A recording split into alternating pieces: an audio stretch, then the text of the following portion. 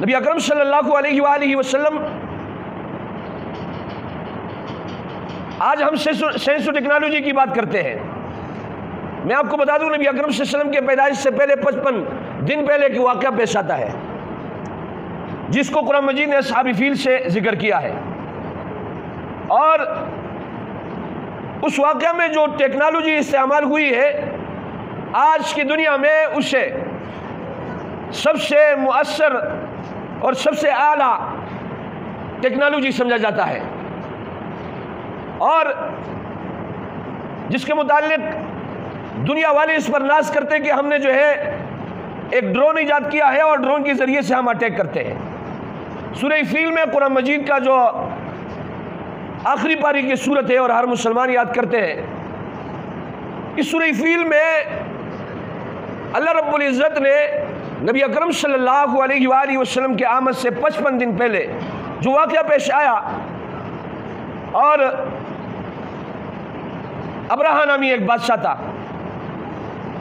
اس نے اپنے علاقے میں خانہ کعبہ جیسے ایک گھر تعمیر کیا. اور جیسے کہ آج کل کے قادیانیوں، آج کل کے لوگ یہ کہتے کہ جناب والا نعوذ باللہ آپ لوگوں نے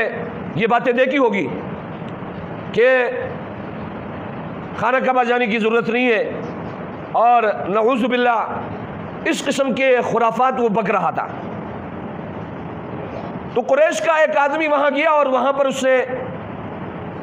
غلاظت کی، بورو،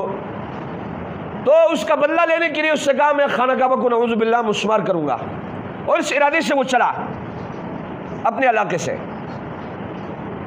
کہ انہوں نے ہمارے علاقے میں یہ کام کیا ہے لہذا میں اس کا بدلہ لوں گا. اور یہ جب خانہ کعبہ تک پہنچا ہے، اس سے سب سے پہلے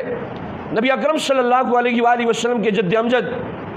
عبد المطلب کے اونٹوں کو پکڑا ہے، اور عبد المطلب ان کے پاس گئے ہیں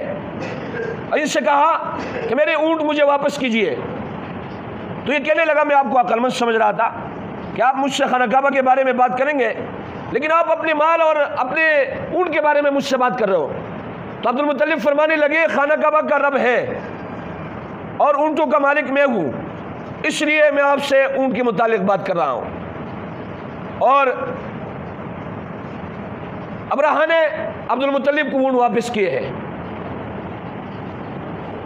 لیکن یہ اپنے قوت، اپنے طاقت پر نازا تھا، اور اس کو اپنی طاقت پر گھمنڈ تھی، اس کو اپنی ٹیکنالوجی پر گھمنڈ تھی، اس کو اپنے سواریوں پر گھمنڈ تھی، اور یہ اترا رہا تھا کہ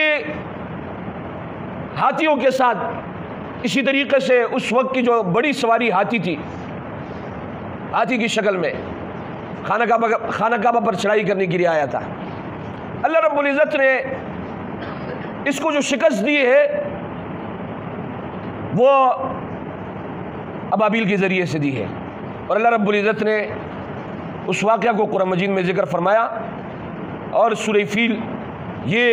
اس واقعے پر یہ پورا بیان ہوا ہے. الم تر کیف فعل ربک باصحاب الفیل. یہ جب خانہ کعبہ کی طرف گیا ہے، بڑا ہے، تو اللہ رب العزت نے ابابیل کو بھیجا. ان کے چونچ اور پنجوں میں کنکریاں تھی، اوپر سے وہ پینکا کرتی تھی، اور وہ کنکریاں سوار اور سواری دونوں سے نکل جاتی. تو یہ ڈرون تھا. اس ڈرون کے ذریعے سے اللہ رب العزت نے بتا دیا